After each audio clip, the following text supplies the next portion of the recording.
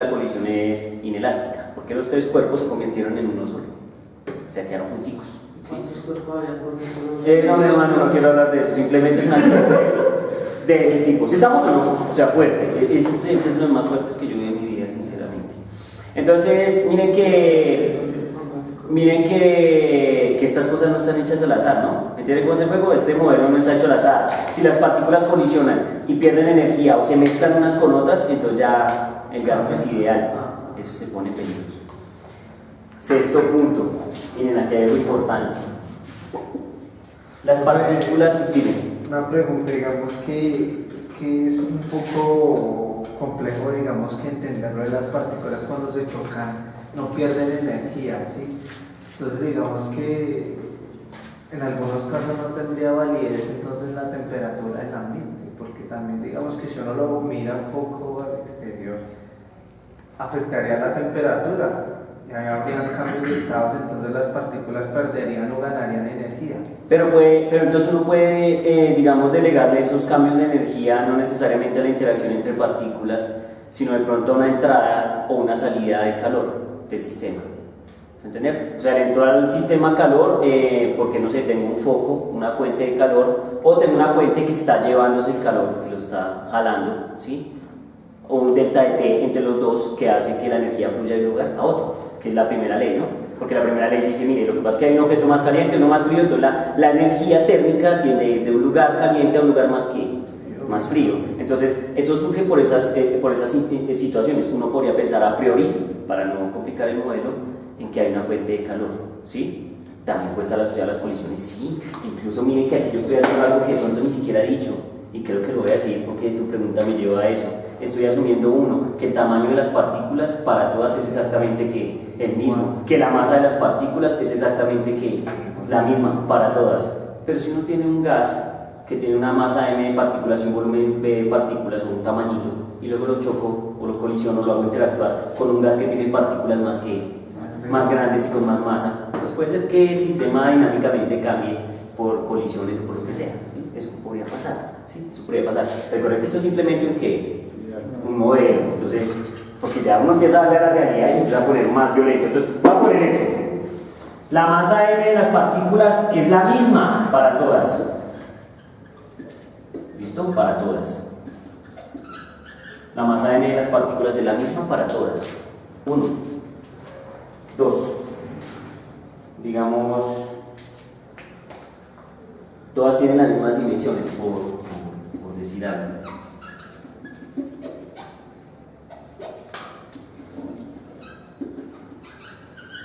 Y ojo, porque para la demostración que todas tengan la misma masa es vital. Y todas tienen las mismas dimensiones. Si estamos dimensionalmente hablando, tienen pues exactamente las mismas dimensiones, el mismo volumen. Pero yo no iba a eso, yo iba a un sexto punto que era otro, pero se me olvidó. Séptimo. Iba a decir, me falta decir algo importante.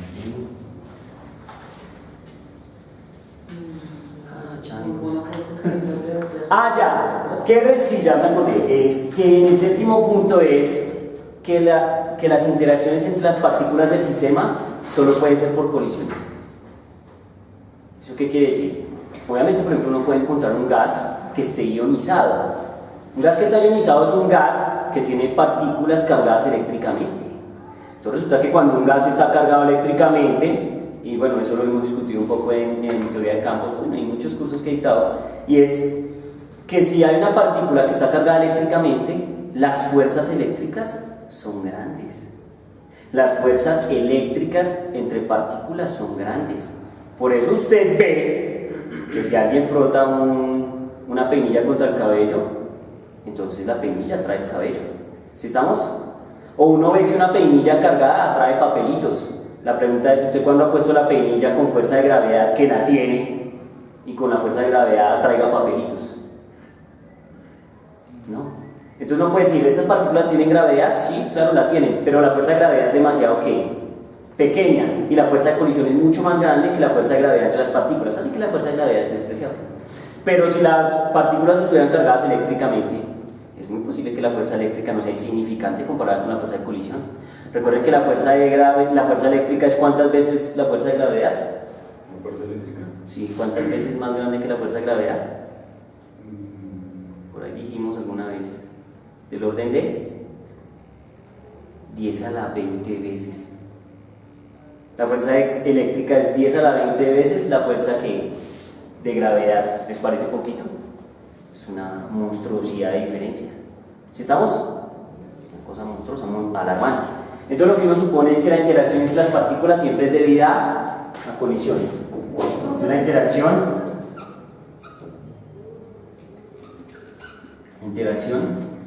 es debida a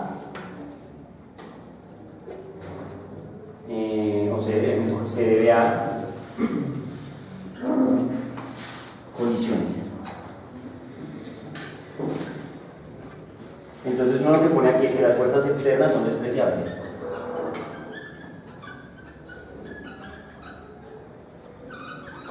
Las fuerzas externas son despreciables. ¿Listo? Eso es vital. Entonces van 1, 2, 3, 4, 5, 6, 7 condiciones para poder construir nuestro modelo de gas ideal. La interacción solo se debe a colisiones y las fuerzas externas son despreciables. ¿Listo? Bueno, bastante ideal, ¿no? Bastante aproximado. Pero insisto, vamos a encontrar cosas poderosas. Por eso no voy a hacer la primera demostración, la más importante. O sea, digamos como uno se va entrando en ese mundo micro. ¿Sí estamos? Vamos a calcular una cosa que se llama la velocidad RMS de las partículas que constituyen este gas. ¿Sí? Creo que yo alguna vez hablé del promedio de RMS o no. En mecánica, seguramente. En otras materias no sé qué tanto, pero sí, seguramente. El promedio de RMS es un promedio muy lindo porque podría ser muy útil para sacar notas si el estudiante fuera piloto. Ya que entonces el profesor le daría una nota superior a la nota que da con el promedio normal. El promedio de RMS da un valor siempre mayor que el promedio aritmético convencional, con los mismos datos. Profe, ¿cómo venir decir eso a mí en noveno semestre? Ya me dañaron, ya no puedo hacer nada. Entonces, bueno, listo, muchachos. Entonces, miren, vamos a construir nuestro modelo, ¿listo? Entonces, muy sencillo. Lo primero que vamos a hacer es construir el modelo con una partícula. Y luego lo vamos a generalizar a 1000 partículas. ¿Sí estamos? Ese es el truco. Ese es el plus del asunto. ¿Estamos? Entonces, bien, primero, construimos un cubo o una estructura cúbica, pues es como la manera más sencilla de hacerlo, ¿sí? Construimos una estructura de tipo cúbico.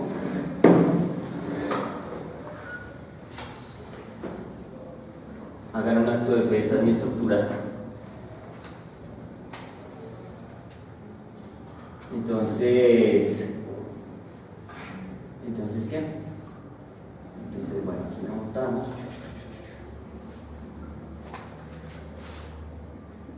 Listo. Dentro de ese cubo, nosotros tenemos un gas ideal constituido por moléculas de masa idénticamente igual, dimensiones similares. Entonces miren, porque aquí pasa algo bien interesante y es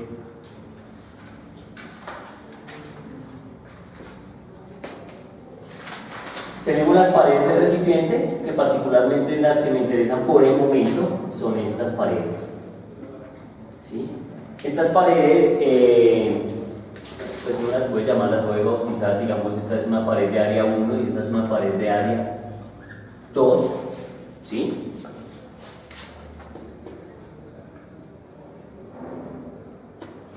Bien.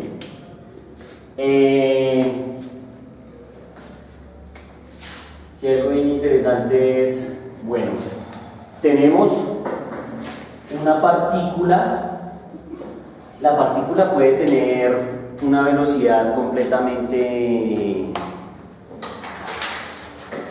arbitraria, ¿sí? Porque algo que uno asume en estos modelos o algo que se tiene presente en estos modelos es que el movimiento de las partículas es completamente aleatorio. ¿Sí? O sea, se están moviendo en todas direcciones y al mismo tiempo. ¿Sí estamos?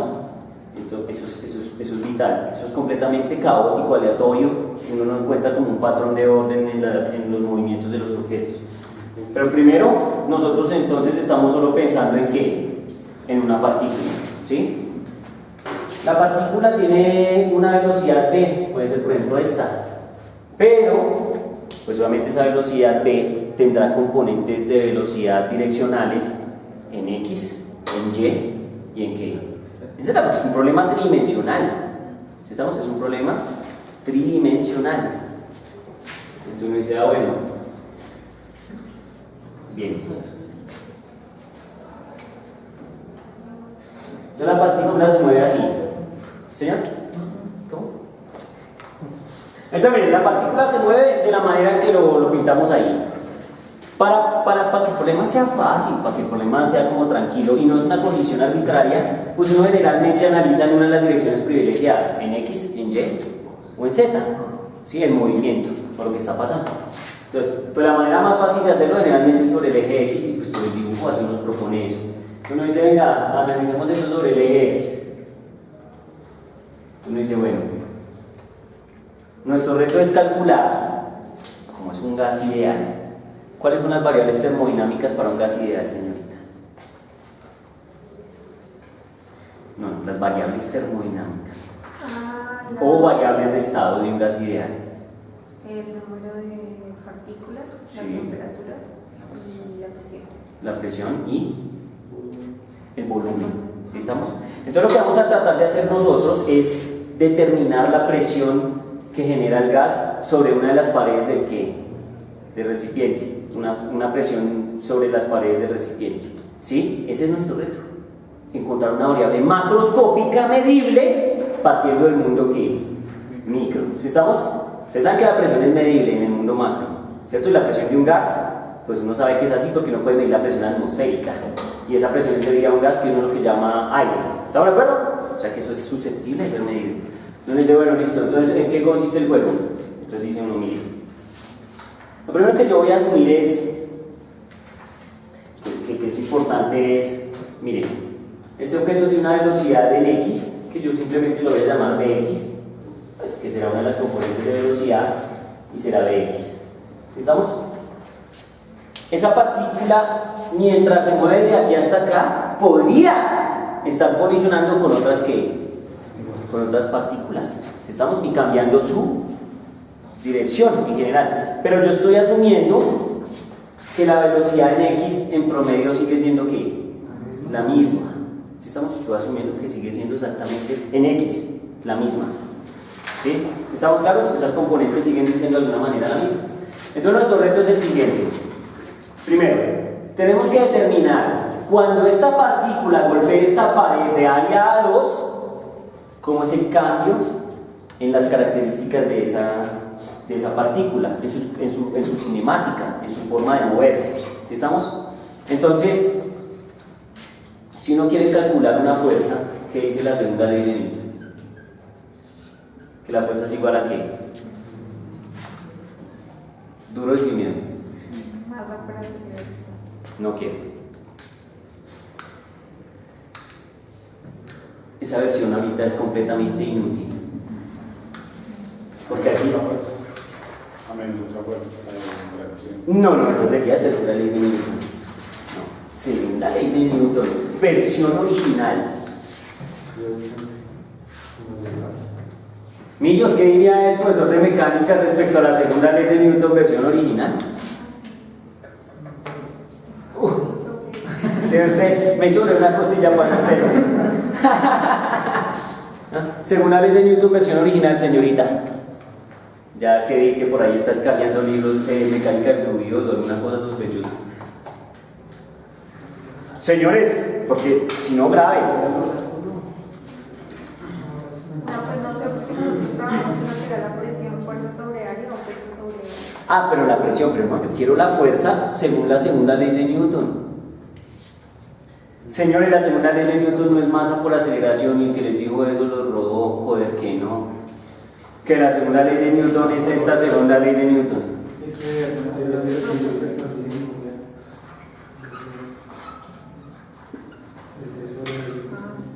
De P de T. De P de T. ¿Qué es P? No es presión, obviamente. Quietos con eso.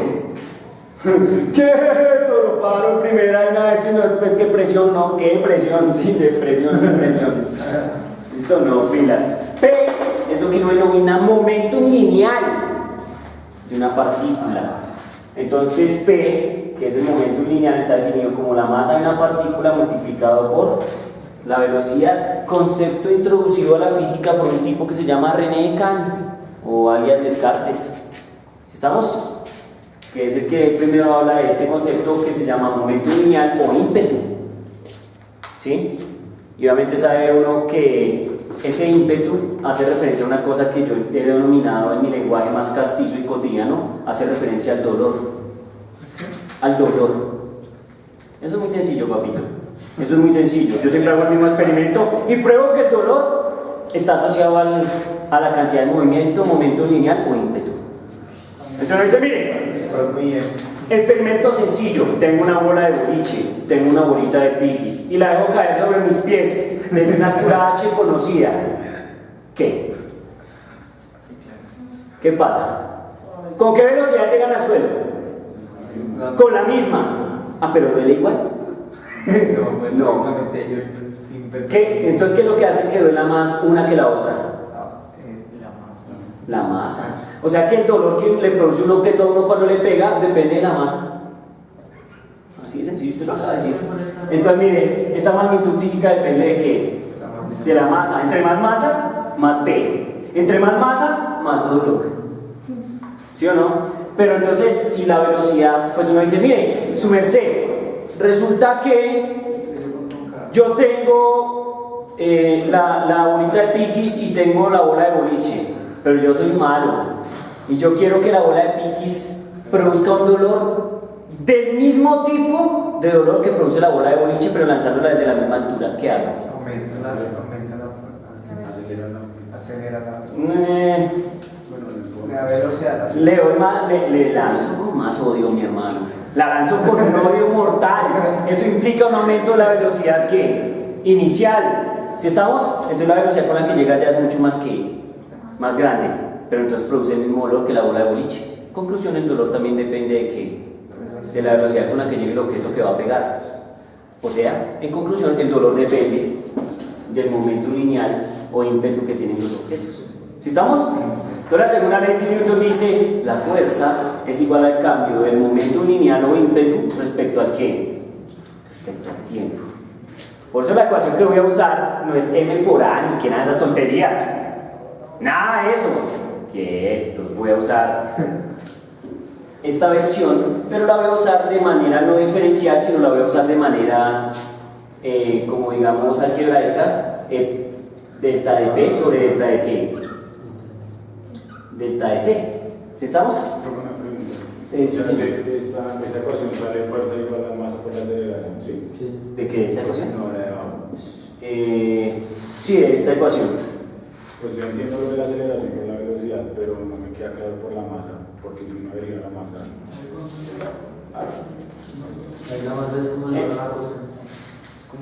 Entonces depende. ¿De qué depende? Mire, vamos a meter esta vaina en la derivada. ¿Aguanta o no aguanta? Pues sí, porque mire, me están diciendo que derive P respecto a T, ¿sí o no? Porque es constante esa. Entonces, sí, una solución es esa, pero realmente la segunda ley de Newton original es esta. Uno deriva respecto al tiempo m por b. ¿Sí estamos? Y entonces uno dice, bueno, entonces es la derivada del primero por el segundo. ¿Quién es el primero? M. Entonces esto debe ser dm de t por b más m por qué? Por db de t. ¿Estamos de acuerdo? En cualquier circunstancia de estas se produce una fuerza. ¿Cuándo? Cuando uno tiene un objeto de masa m constante y está cambiando su velocidad respecto al tiempo, con toda seguridad ese man está siendo afectado por una ¿qué? Fuerza. Por una fuerza. ¿Estamos? Por una fuerza. Ahora, otra situación en la cual puede pasar es, ustedes han visto que hay gente que hace una cosa que se llaman carros a propulsión a chorro, ¿los han pillado? carritos a propulsión a chorro. Entonces, ¿qué pasa? El carrito bota chorros de agua y el carro se mueve, compañero. Cuando la Coca-Cola.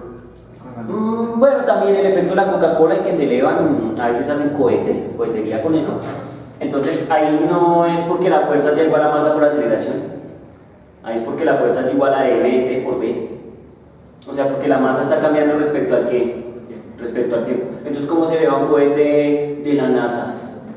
Pues con dmt por b, porque no lo hará con masa por aceleración. Porque es que esa vaina bota combustible por cantidades que industriales.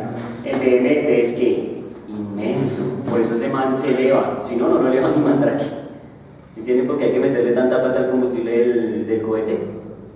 Primero porque hay que ganarle la fuerza de gravedad de la Tierra, ¿no? Y el objeto tiene una masa considerable, entonces toca meterle una cantidad de materia grandísima. ¿Pregunto, está claro? Pero entonces recuerden, no voy a usar esta versión tan sofisticada, voy a usar dP o delta de P sobre delta de T. ¿Sí estamos? Pero entonces miren, aquí tienen que estar atentos. Resulta que como nosotros queremos saber cuál es la presión que ejerce el gas sobre esta pared, ¿sí? Entonces lo que yo realmente tengo que hacer es lo siguiente, yo tengo que decir, oiga,